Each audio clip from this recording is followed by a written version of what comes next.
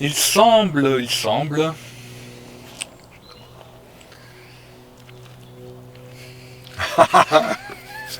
je vais pas rire. Il semble que tes recherches soient basées sur l'enseignement de la Rose-Croix d'Or. Alors bien que tu aies quitté cette organisation, est-ce que tu es un agent ou le valet de cette organisation? C'est ça la question? Oui. Bon, un agent, non. Donc j'en ai été exclu, et avec raison d'ailleurs, parce que j'en ai même créé les conditions, je pense. La lettre que j'ai reçue, c'était simplement, Monsieur Serron, il serait bon de continuer vos recherches en dehors de l'école de la Rose-Croix d'Or. J'ai reçu ça comme un message intéressant, et je ne me suis jamais retourné en arrière, et j'ai continué ce que je suis, ce que j'essaye d'être, que j'étais déjà dans la Rose-Croix, et que j'étais avant de rencontrer cette école, puisque au niveau de la nourriture, au niveau des écrans par exemple, au niveau de l'alcool, etc., moi j'avais déjà entrepris cette réforme de par moi-même. La viande, non, parce que j'ai pas envie de tuer les animaux, ça a l'air tout bête. Mais là, ça donnait une autre explication du style, les éthers animaux rabaissent l'état de conscience. Moi, ça me plaisait bien à cette époque-là. L'alcool aussi, j'en buvais pas. Pourquoi? Parce que on peut vivre sans alcool. Voilà. Oui, mais bon, ça c'est on va dire des détails. Oui, mais c'est des considérations extérieures, oui, oui. Je veux dire, quelle est la part de la Rose-Croix d'Or dans ce que tu enseignes maintenant, ce dont tu parles maintenant? Oui. Non, tout ça pour dire qu'il y avait donc des réformes qui ont été conseillées dans cette école, mais que je les vivais avant. Et mes recherches, ma souffrance était déjà bien avant de rencontrer l'école. Que me donne cette école? Cette école me donne une structure que je ne connaissais pas. Avec l'idée d'un ici-bas, l'idée d'un au-delà, l'idée que des groupes gnostiques comme les cathares, les manichéens avaient un enseignement différent, qualifié d'hérétique, c'est-à-dire de sortie de cette roue des naissances et des morts. Un enseignement qu'on peut retrouver chez le Bouddha et d'autres chercheurs. Avec d'autres mots, on peut le retrouver chez Krishnamurti. Un mot voilé chez Steiner aussi, et d'autres que je ne connais pas. Peu importe. Donc l'école m'a permis en peu de temps d'avoir une vision philosophique de la vie, et aussi m'a fait connaître certains auteurs, dont Nisargadatta, dont indirectement Nisargadatta, dont surtout Jacob Böhm, Paracels et d'autres. Et ça m'a intéressé. Et donc cette école m'a fait connaître divers auteurs comme Jacob Böhm, indirectement avec Nisargadatta, Krishnamurti, Steiner, voilà. Et donc ça permet de gagner du temps en quelque sorte, parce que ça concentre des données. Et voilà. Et j'ai vécu cette école pendant 17 ans, dans des grades divers, des activités. Et ça reste une école propre. Dès l'instant où j'ai quitté, jamais j'ai eu des personnes qui sont venues pour me dire de revenir ou des choses comme ça. Jamais. Donc il y a une liberté. C'est pas une école qui cherche des élèves, mais qui cherche à promouvoir une vision libératrice de cette roue des naissances et des morts. Voilà. Tout tourne autour de cela, et les fondateurs, Katharos de Petri et Jan van Reichenborg, eh bien, ont travaillé, ont œuvré à un enseignement de ce style, en faisant une reliance directe avec l'enseignement cathare. Alors ça plaît pas, moi ça me plaît. Voilà. Mais dès l'instant où je suis sorti, eh bien moi j'ai continué. J'ai continué à me sentir chercheur et trouveur, et rechercheur à nouveau, et voilà. Et l'alchimie me passionnait sans rien comprendre. Et voilà, donc j'ai été plutôt dans ce sens-là. Ce qui fait qu'avec le temps, eh bien, il y a eu des éléments qui sont venus se surajouter dans la compréhension et qui font qu'à un moment donné, il y a eu la conscience, grâce à la pratique alchimique, de l'acceptation de ces insolubles, de son caput mortum, c'est-à-dire la tête morte, ce qui dans certaines alchimies est jeté. Là, non. Il y a une clé à ce niveau-là. Et moi, j'ai transposé cet aspect extérieur du creuset sur le plan intérieur. Et parallèlement à ça, il y a la rencontre aussi avec l'enseignement de Jacques Pialou, la rencontre avec quelques données de l'enseignement de Paracels, à travers les 4 piliers et les 5 entités de la maladie, que j'ai retrouvé dans l'enseignement de Pialou, que j'ai retrouvé dans le processus alchimique, et là j'ai pu situer la phase où j'ai traversé l'école de la Rose-Croix d'Or. Je ne dis pas que j'ai tout compris, pas du tout, mais j'ai vu là une démarche gnostique de groupe. Et là, l'étape d'après, grâce à l'alchimie, eh bien, je me suis rendu compte qu'il fallait aller, on va dire, plus loin, dans un effondrement de toute cette connaissance globale du microcosme, le petit monde qui est autour de nous, hein, qui nous relie au début de l'espace-temps. Ça, ce microcosme, c'est une relation avec le Christ, qui rassemble les mémoires. Et c'est une relation avec un travail de gnose de groupe. Voilà. Mais si on veut accéder à l'avant-groupe, donc dans une alchimie individuelle, de gnose individuelle, eh bien là, ça correspond à la phase alchimique qu'on appelle les 3 multiplications. Ça veut dire quoi? Eh bien ça veut dire qu'on croyait par la tangente quitter la dualité, ça c'est la gnose de groupe, mais en fait la gnose individuelle nous oblige à revenir, manger symboliquement les pots de viande d'Égypte, retourner dans une matrice, et de revivre, mais en accéléré, tout le karma généalogique, tout le dharma psychique et un karma dharma biologique, mais en accéléré. C'est-à-dire, première multiplication, c'est une accélération de l'œuvre noire, la généalogie, la ténèbre, l'ici-bas. Deuxième multiplication, une accélération de l'œuvre au blanc, l'au-delà, le psychisme. Et la biologie archétypale du troisième œuvre est vécue en accéléré, et là nous entrons dans les matrices et les principales chimiques, mais du troisième œuvre. Alors que les matrices et les principales chimiques dans le deuxième œuvre et dans le premier œuvre, ils y sont déjà, mais différents. Alors, est-ce que tes fondements qui te viennent de la Rose-Croix d'Or, quand même, t'es d'accord? Oui, bien sûr. Année. Et j'en suis fier. Est-ce qu'il y a d'autres enseignements qui seraient gnostiques, qui existent ou qui ont la même approche? À ma connaissance, non, pas vraiment. Pas vraiment. Ou alors derrière les étiquettes gnostiques, parce que le mot gnose est assez à la mode, mais il le sera de plus en plus, eh bien derrière les étiquettes, c'est des comportements qui ne vont pas plus loin que les hiérarchies de l'au-delà. Pourquoi? Parce qu'il y a une inacceptation des insolubles. Donc du feu secret. Alors, la clé reste là-dedans. Alors comment reconnaître une gnose authentique, bio, sans OGM?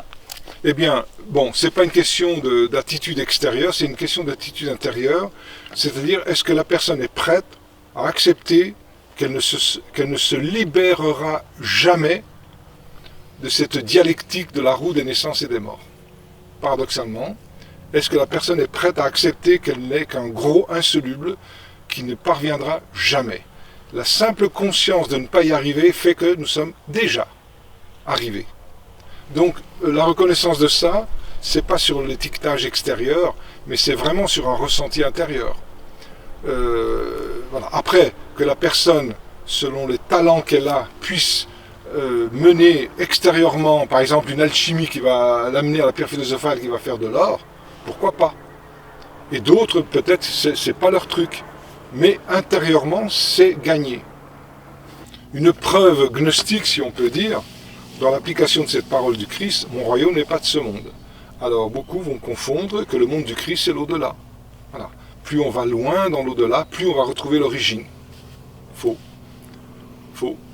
C'est un revirement de conscience qui fait qu'on n'attend plus rien, c'est. Et dans ce c'est, automatiquement tu as affaire à tes insolubles. Donc la première preuve que tu vas te libérer, c'est la prise de conscience radicale que tu ne vas pas pouvoir te libérer. Je sais, ça peut faire jeu de mots, mais c'est ça. À partir de cet insoluble, il est possible d'édifier un processus, un cheminement, qui est le troisième œuvre en alchimie, qui est la prise de tangente, la tangente de cette roue, comme si cette roue nous avait permis... Voilà. Et ça, pour moi, n'est possible que dans la mesure où la personne va accepter de se relier à toutes sortes de mémoires engrangées depuis le début de l'espace-temps. Et pour le supporter, il faut que la personne elle soit dans l'acceptation d'un effondrement intérieur, d'un chaos. Chaos qui est le feu secret en alchimie. Et là, le groupe, la gnose de groupe, va lui permettre d'accélérer les processus latents. À quoi sert un groupe gnostique? C'est une loupe qui va concentrer les rayons du soleil. Hein, c'est un peu l'image qu'on nous donnait dans cette école. Et c'est vrai qu'il y a un travail de conscience supérieure, de réunion d'élèves. C'est pas énorme, hein, c'est de temps en temps, mais ça fait un travail en accéléré. Si tu veux, chaque personne qui est autour de nous représente une partie de nous-mêmes. Et le fait d'être confronté à tel courant, des gens différents, permet d'éveiller des choses qui, tout seul, on ne pourrait pas les éveiller. Donc à un moment donné, ça peut devenir insupportable, c'est tout un travail d'ego comme ça, mais à un moment donné, c'est grâce à cet effondrement intérieur, à ce PCI, principe chaotique inoubliable, à cette rose du cœur, chez les rose-croix on parle de la rose du cœur, qui va traverser 3 étapes, 3 œuvres, la rose noire, la rose blanche, la rose rouge, pour la rose violette, hein, la rose des 3 multiplications. Eh bien, tout ce travail de groupe permet d'accélérer les processus de l'ici-bas, de l'au-delà, et d'aller au-delà de l'au-delà. Et là commence le travail gnostique. Et la signature du travail gnostique, c'est l'acceptation de ces insolubles. Ce qu'on n'a pas avec les initiations pseudo-rosicruciennes, etc., de l'au-delà, qui sont toutes reliées à la lumière, la lumière, la lumière, la lumière. Ce n'est pas pareil. Pour moi, la gnose, même la gnose de groupe, même s'il y a des élèves de cette école qui ne comprennent pas ça, eh bien la gnose de groupe, c'est un travail qui n'est pas avec la lumière, avec le feu. Et c'est là où il y a la limite entre une gnose qui va terminer et une gnose qui ressuscite. Alors, et cette gnose de groupe prépare à la gnose individuelle, qui ne refuse pas la gnose de groupe. Au contraire, sans gnose de groupe, il n'y a pas de gnose individuelle. Alors j'enchaîne sur une question où tu as déjà commencé à répondre, hein, mais j'enfonce le clou. C'est que tu dis souvent, ah, c'est pas libérateur. Donc, la question, c'est qu'est-ce qui est libérateur? Et mon cher Tony, es-tu libéré? Ou te sens-tu libéré? Ce que je suis ne sera jamais libéré. C'est une forme de libération que de prendre conscience de ça. Tu ne cherches plus à te libérer. Tu sais que tu ne vas pas t'en sortir. Donc, tu ouvres la porte. Oui, mais tu dis souvent, c'est pas libérateur. Oui, ça c'est pour les apprentis. Mais pour l'initié que tu es, je te l'affirme, la prise de conscience qu'on ne va jamais se libérer est la preuve qu'on est libre. Donc ça peut sembler très intellectuel, très blabla, très... Ouais, mais néanmoins, voilà, si je ne cherche plus ma liberté, parce que je sais que c'est foutu, je vais mourir, il y a le cercueil qui m'attend, il y a... Bon, où est le problème? Puisque c'est une évidence que ça va m'arriver, que je ne vais pas m'en sortir. Donc, comme je ne cherche plus à me libérer, puisque je sais que je ne peux pas me libérer, je suis libre. Donc, quand je dis pour se libérer, c'est lorsque je parle de la roue des naissances et des morts, et que la première impulsion gnostique, à travers l'acceptation de nos insolubles d'ici-bas, familiaux, collectifs, on dégage des insolubles, eh bien, on ne va plus chercher dans l'au-delà la solution à l'ici-bas. On se rend compte que ça travaille ensemble. L'ici-bas, l'au-delà, l'œuvre noire, l'œuvre blanc, c'est concomitant. Donc, on sait qu'il doit y avoir autre chose. Et c'est là où on se rend compte que pendant des vies et des vies et des vies, on a jeté nos insolubles. Parce qu'on a essayé de les résoudre avec telle et telle croyance. Mais là, on ne cherche plus. Donc, du coup, le fait de l'accepter, là, te fait rencontrer un groupe, ou alors, c'est pas forcé de s'inscrire dans la Rose Croix d'Or, mais une certaine qualité d'échange qui fait que tu vas commencer à accepter tes insolubles. Et là, le groupe va accélérer le processus. Les rencontres vont accélérer le processus. Et puis après vient une 4e étape, après les 3 œuvres, tu as l'œuvre au violet, moi je l'appelle comme ça, les 3 multiplications, enfin bon. Et là, c'est une gnose individuelle. Là, c'est une gnose individuelle. Bien, donc, nous sommes libérés de ne pas vouloir se libérer. Voilà, tu résumes bien. Ou de vouloir se libérer plutôt. Mais parlons des insolubles, on enchaîne. Ouais, on enchaîne, oui. On peut dire que ce terme est un peu ambigu.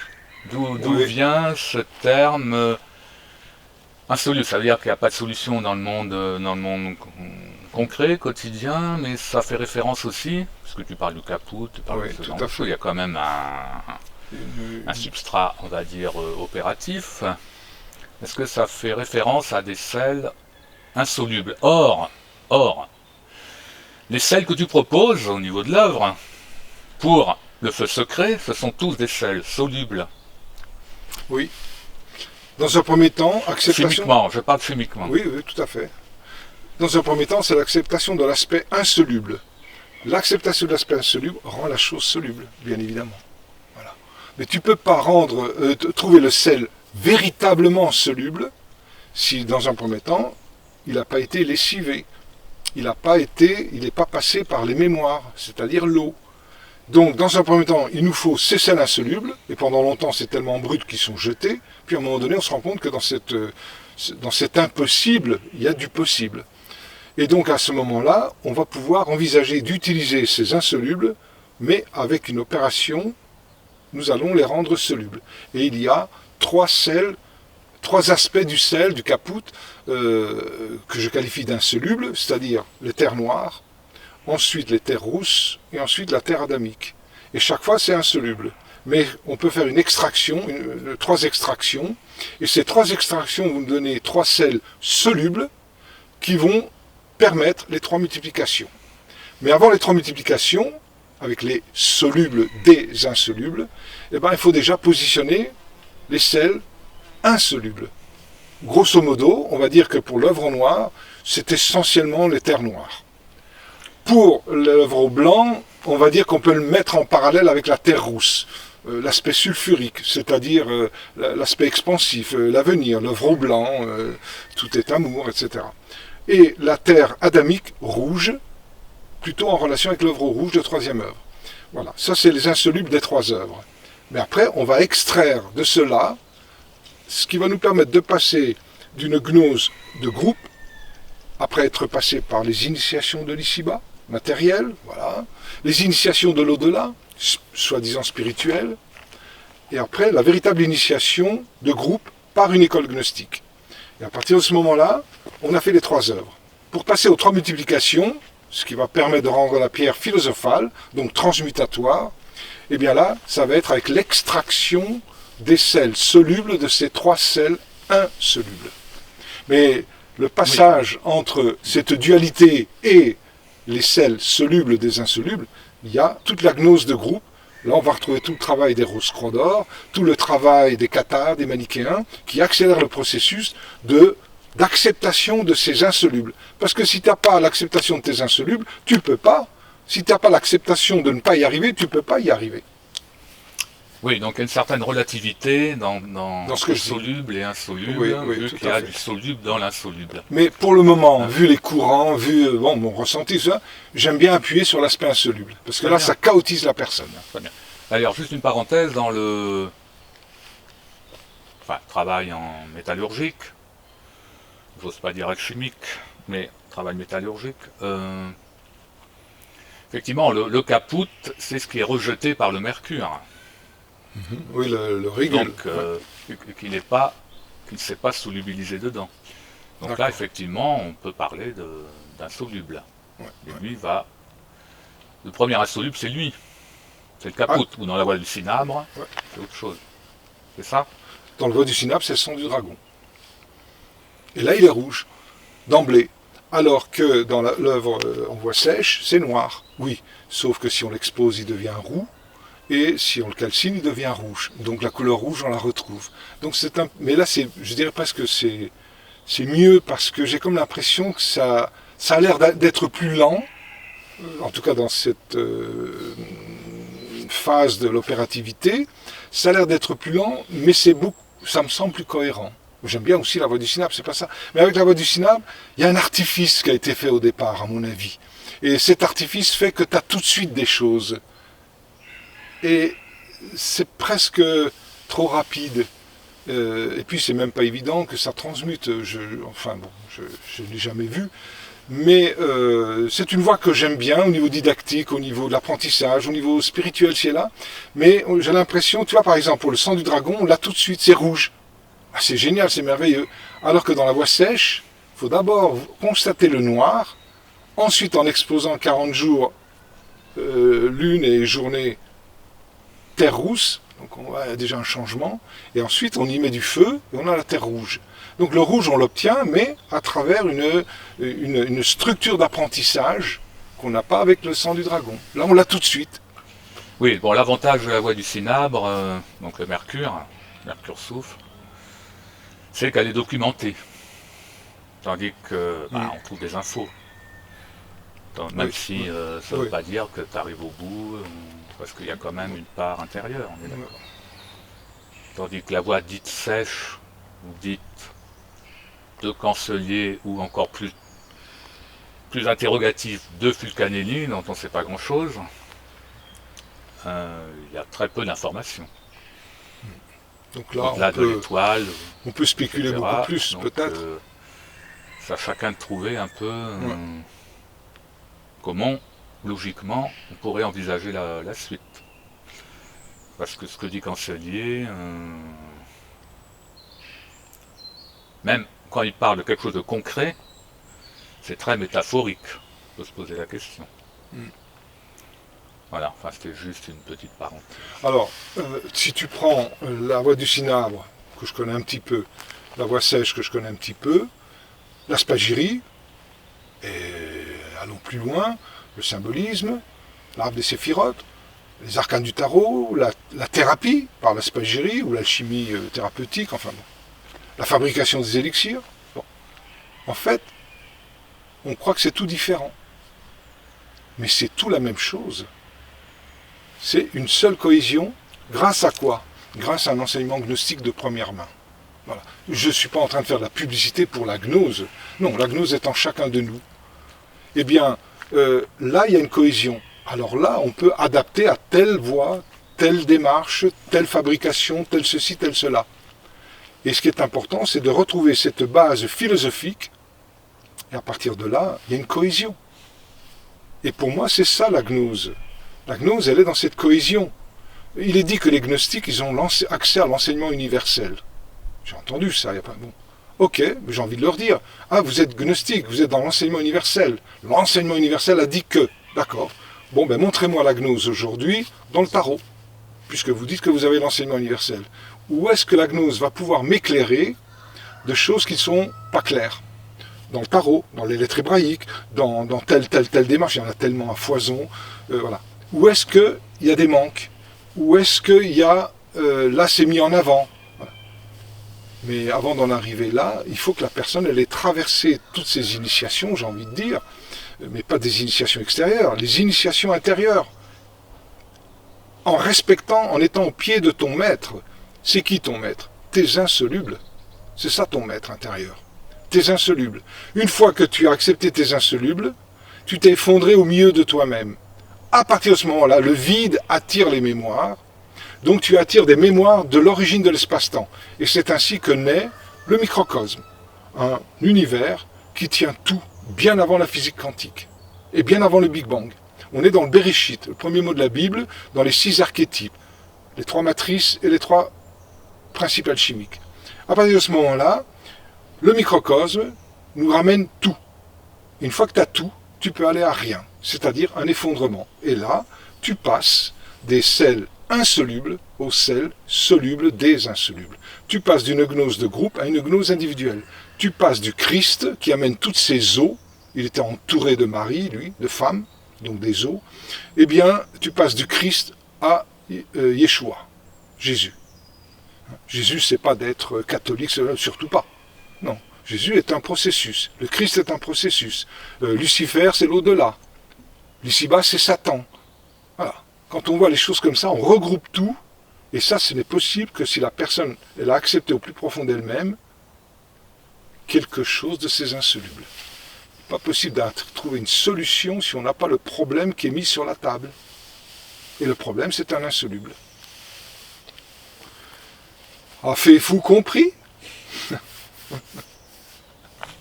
Bien, donc on a compris que tu n'étais pas un valet de la Rosquador. Un valet, oui. Comme disait Mao, avec ses Peut-être un valet de cœur. Sans doute. Alors, maintenant, quelles sont les bases que tu as gardées de la Rosquador dans ton enseignement et quels sont les aspects qui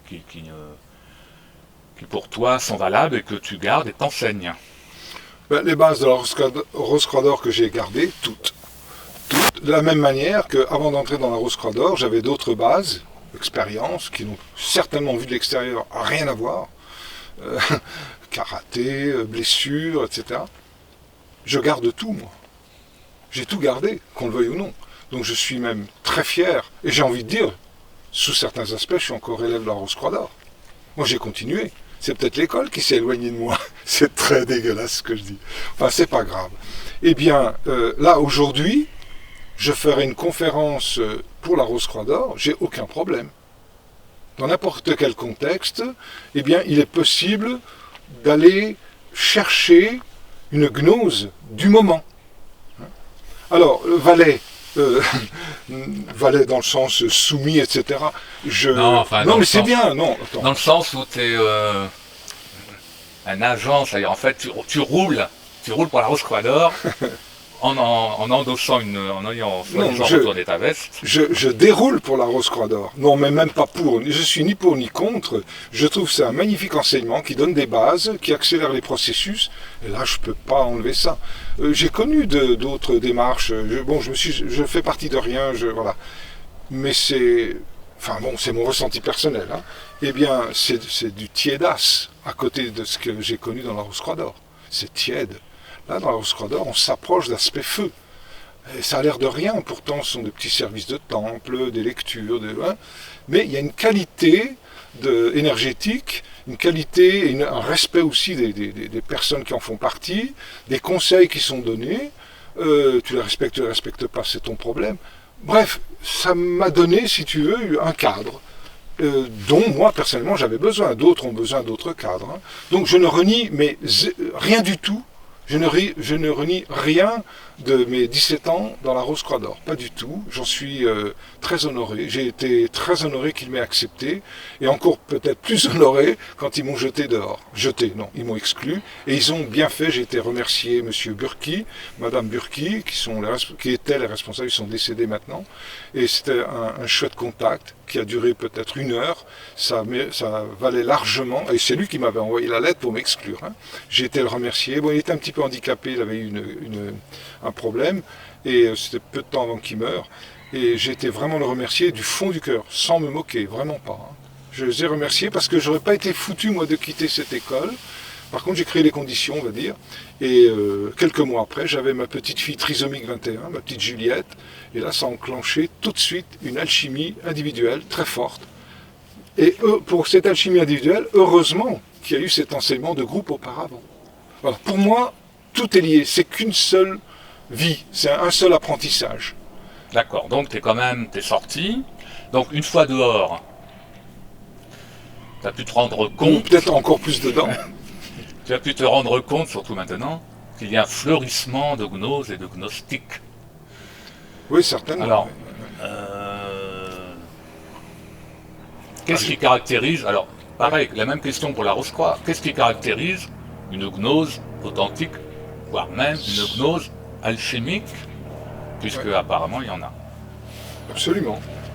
Il y a 3 choses qu'on apprend dans cette école. Il y a 3 choses qui différencient. D'une part, la prise de conscience que l'ici-bas, l'au-delà, c'est le même tabac, on ne s'en sort pas.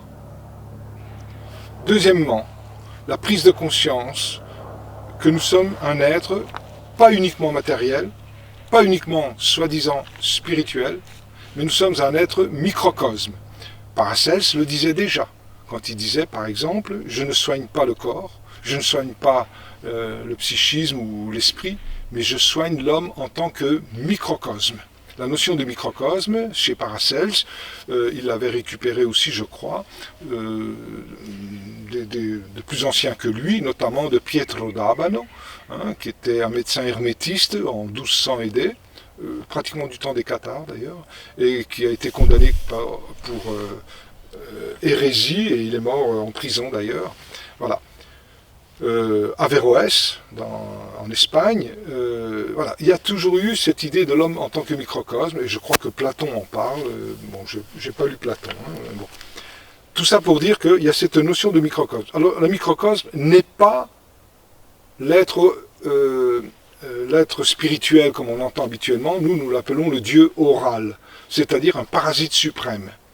Et ça, c'est cette prise de conscience-là même si ce parasite, ce dieu, là, est appelé Yodé-Vavé, qui est un Yodé-Vavé de pacotille, qui est appelé Dieu, qui est appelé le soi supérieur, l'être de lumière, hein.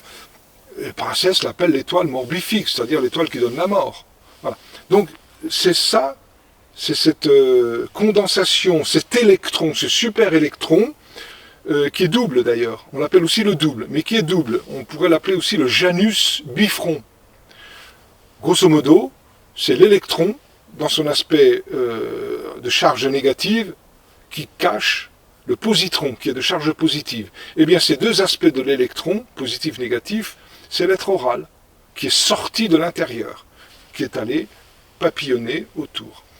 Eh bien, ce n'est pas Dieu, c'est la dénonciation de ce Dieu qui fait la prise de conscience, et cette prise de conscience n'est possible que parce que l'être prend conscience qu'il n'est pas uniquement un produit de l'au-delà, de cet électron, mais qu'il est, avec toute sa lumière, ses photons, tout ça, mais qu'il est un microcosme. Donc, première chose, prise de conscience de l'ici-bas, l'au-delà qui ne sont pas libérateurs, prise de conscience du microcosme. C'est quoi le microcosme? C'est la possibilité, après avoir reconnu les deux ordres de nature, ici-bas, au-delà, ténèbres, lumière, maladie, guérison, d'une tangente. Et la tangente n'est possible qu'avec l'énergie du microcosme. Donc, on peut estimer que des êtres qui ont fait tout un cheminement dans ce sens-là, et qu'ils viennent à décéder, et qui n'ont pas accompli complètement le processus, ils sont, on va dire, allez, entre guillemets, trop éveillés dans leur feu intérieur, trop éveillés par rapport à un stockage d'âme dans l'au-delà, mais pas assez pour être complètement libérés. Et donc, il y a une poche que la Rose-Croix d'Or appelle le vacuum de Shambhala, c'est-à-dire une zone de protection pour ces jeunes âmes qui n'ont pas pu aller jusqu'au bout. Un peu comme une halte garderie. Voilà. Et donc, il y a la possibilité de ce microcosme. Ça, c'est le deuxième aspect. Troisième aspect, fondamental, c'est ce qu'ils appellent, dans la Rose-Croix d'Or, l'atome étincelle d'esprit au niveau de la pointe du ventricule droit du cœur. C'est-à-dire un lien avec quelque chose d'avant l'espace-temps. Et on le trouve à travers un effondrement, à travers une chaotisation. Donc ces trois choses-là nous différencient énormément de tout enseignement, qu'il soit d'ordre physique ou spirituel, etc. Donc il y a quand même des différences fondamentales au niveau philosophique entre une démarche authentiquement gnostique, j'ai envie de dire, en tout cas pour notre époque, voilà comment elle pourrait se présenter. Du temps des cathares, ça se présentait autrement, mais l'astral n'était pas dans le même état. Et eux, ils forçaient la dualité à fond. Le Dieu bon, le Dieu mauvais. Ils allaient à fond dans cette dualité-là pour retrouver une unité. Donc c'était le même cheminement, mais avec une approche et des mots différents. Voilà, donc ces caractéristiques-là vont différencier d'un enseignement spirituel, physique, religieux, alchimique aussi. Soit ces notions-là sont reconnues, soit elles ne le sont pas. Alors, la démarche gnostique ne cherche pas à faire des élèves. Elle envoie l'information, le groupe. Hein.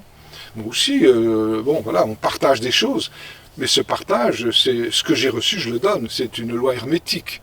Je n'ai pas, oui, il y a des personnes qui viennent en stage, tout ça, un bon contact, tout, mais je n'ai pas de groupe. Donc c'est une gnose individuelle, profondément respectueuse du travail de groupe. J'ai un profond respect pour le travail que fait la Rose-Croix d'Or, avec de moins en moins de personnes pour le faire, et puis de moins en moins de personnes qui le comprennent.